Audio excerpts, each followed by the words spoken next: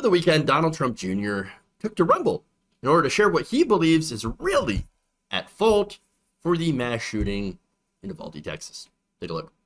It's the gun. It's not the sociopath wielding it, folks. If it wasn't for the gun, this kid would be a well-adjusted, reasonable individual. He'd be a wonderful human being, right? He wouldn't have done the exact same thing with a bat or a bomb or some sort of improvised device or a machete. He's a great kid. Don't judge him. We pretend that everything is great and fine because we can't acknowledge anymore that people are screwed up. We can't acknowledge what the actual causes are. It's not, a drug addict, mother, and a missing father, and a lack of religion, indoctrination programs in our schools, you crazy teachers, teaching some of the crap I've been talking about in this video. It's none of those things. Our own stupidity, apathy, wokeness, laziness, that's the problem, folks. And until we fix that, the rest is just talk and crap. They'll blame it on the gun. They'll blame it on everything because no one could possibly take responsibility for their actions. No one can admit that someone's actually a piece of garbage and screwed up, right? We can't have that. That would be mean. Hey, it's the damn wokies. That's what it is. That's the real problem. Not letting me call the person who killed 19 children and 2 adults a monster. Nope, that's the problem. It's also wokeness. Yes, it's wokeness. Wait, hold on. I pretty much everybody's calling that person a monster. Ramos. But look, the straw man of the left that Don Jr. has built up is really kind of something else. I mean, for one, nobody's actually saying that it's just the gun's fault.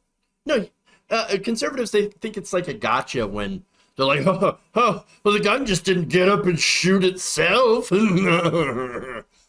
Nobody's saying that, you moron. No, what we're saying with gun control is to keep certain people from getting weapons that shouldn't be getting weapons. That's kind of the point of gun control.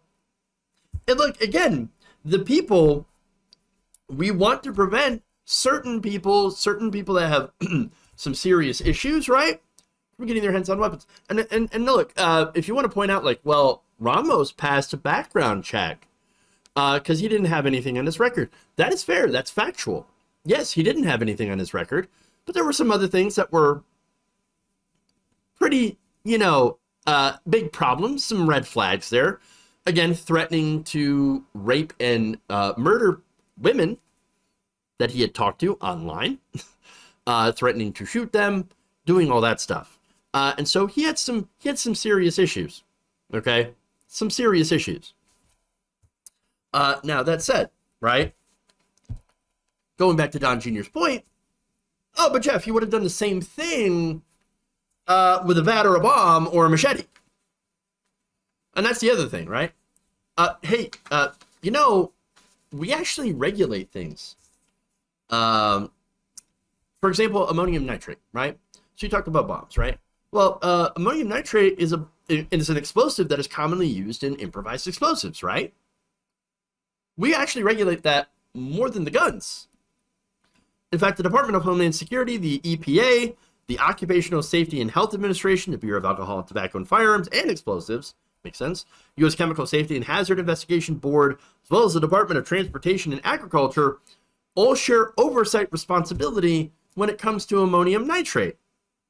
There's rules of how much you can have at a time, stiff penalties if you break the rules, and again, of course, the regulation that we have on record isn't exactly like the best or the most efficient, but it's certainly, you can't make an argument that it's less that it isn't more regulated than guns, because it certainly is. But see, here's the thing about ammonium nitrate, and it's the same with bats and machetes. Yes, they can be weaponized to hurt people and can kill people, but that's not the main point. The main point of ammonium nitrate is it's a fertilizer. It's not supposed to. It's not there to specifically kill people. That's not its only purpose. Okay, but guns. The main purpose is to kill things with guns. So again, you can say, well, look, self-defense, right? Yes, you're using a gun in self-defense to kill someone that you believe is going to cause you harm. It is an instrument of death. You have to call it what it is. It's not a toy. It's not a hobby. It is an instrument of death. It is, and by the way, it can save lives and take lives. That's the whole point. You actually have to respect what weapons can do, because they are weapons, not toys.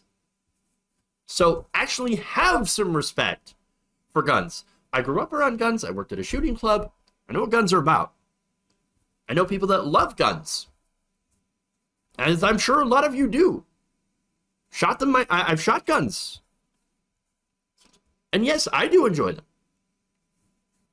But you can do all that and also be like, hey, I don't want these weapons to be in certain people's hands because of the amount of mass shootings that we have.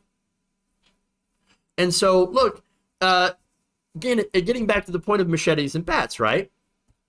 If it's easier to kill people with machetes and bats and bombs and cars and trucks, then why don't we see an epidemic of that? We don't have mass knifings in this country, but we have a mass shooting every single day. And a mass shooting is defined by 4 or more shot, including, injured or killed in a single incident at the same general time and location, which does not include the shooter. We have one of those every single day in this country. Every single day. And yes, and even in places that have gun control measures, right? And so you want to question, oh, why is that? Well, they have gun control. Okay, if you're one state that has gun control, take Illinois, right? Or one city, Chicago. And then you look at all the other places around it that have lax gun laws. That just kind of, it really makes it more difficult to have less guns when everyone around you, you're in a sea of guns. You understand? So it is still easy to get a gun. All you have to do is go out of state lines. And yes, you are breaking laws. Yes, you are a criminal, but still you can get them legally. I mean, there is that gun show loophole.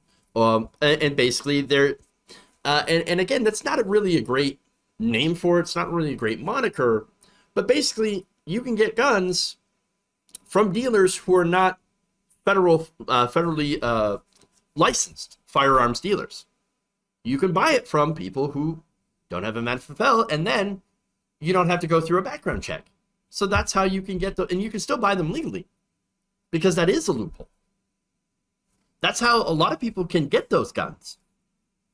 So, and again, you get a gun, and it's far more easy to do a mass shooting than it is a mass knifing. That can happen, of course, but it's incredibly rare and so much easier for a rando to pick up a rifle and cause massive damage. Massive damage. Especially if you can have weapons that are, first of all, very easily modifiable, relatively cheap to purchase, have little recoil, and have large magazines, or the ability to switch out these magazines very, very quickly. So the AR is an excellent platform. That's why it's incredibly popular. That's also why it's very deadly. Now, moving on. Do I have another video now? No, I don't have another video. He says this: we can acknowledge what the actual causes are. It's not, a drug addict mother and a missing father, lack of religion, indoctrination programs in our schools. So on that, why don't we, I don't know, try to help families? I mean, the United States is actually one of the most hostile countries in the developed world towards families. First, for one, it actually requires a 2 household income to survive. We don't have health care, especially mental health care, available to everybody. There's no federal paid leave, no maternity or paternity leave. We have a war on drugs, which is being won by drugs. We have the cartels that are benefiting from this. It's not a very good place to raise families. Not a very good place for even marriage. you want to talk about the breakdown of the family, right? Which is what a lot of these conservative commentators go to in blaming things like mass shootings, right? Oh, it's the breakdown of the family. It's the family. All right, well, why don't we make it better in the United States for families? And look, by the way, the fifth most cited leading issue to divorce is a financial issue. The fourth most cited is getting married too young, being pressured and pushed into marriage. Now, this is, I think, more prevalent in conservative circles, because there's that whole push to don't have sex until you're married, right? Don't have sex till you're married. You got to remain pure. You got to remain pure for your husband or wife, whatever. That, again, I think that factors into why people would rush into marriage, right? And then those marriages don't work out. We also know that, of course, having children has a huge impact on not only finances, of course, for many other reasons, cost of college, for example.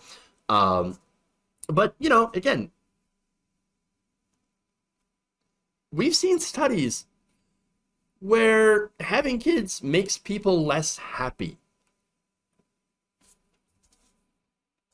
And of course, that can lead to families, you know, getting dissolved, divorces, internal struggle, all that stuff, right? And I think that's partly because society no longer helps parents with raising kids. So some of the things that people argue could, you know, of course, have an impact on a person in their home life, and, you know, might contribute to their decision to commit violence against other people. But here's the thing, all those different factors that always get discussed, and then we never do anything about them, are not uniquely American problems. For example, there's mental illness in other countries. There's poverty, single-parent households. There's drug addiction, secular schools, which aren't a problem, really. I have no idea why they think that the lack of God in schools is somehow causing people to shoot people. No, in America, we are the only country that has this many mass shootings. We have one every single day. And the common thread connecting that all are guns. Easy access to high-powered weaponry. That's it. Other countries don't have this problem. They have all sorts of other problems. Again, the same problems that we have. But you do not have every Tom, Dick, and Harry that can go and grab a high-powered weapon and use it and carry out a mass shooting. And that's a fact.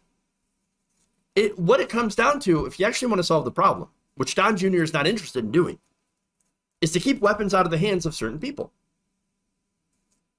It is about the people. It's people control to have people not be able to access these high-powered weapons. Now, to Don Jr. and every Republican who has taken a huge check from the gun lobby, understand that they desperately want to divert you from the topic of having that discussion. They want to make the conversation about everything but keeping guns out of the hands of certain people. They point to things that where either there's no real policy answer, like what about the fathers? Okay, are you gonna how do you make that a policy position? How do you solve that through policy? You don't. That's the point. They don't want to solve the issue that they point out. Or they will take these arguments and tie it into their own, like, oh, you know what? The shooting just proves why we should ban wokeness. No, that and critical race, not contributing factors at all. Not contributing factors at all. No, it's just ridiculousness. And just a lack of any solutions, because again, when it comes down to it, their paychecks depend on them not finding solutions.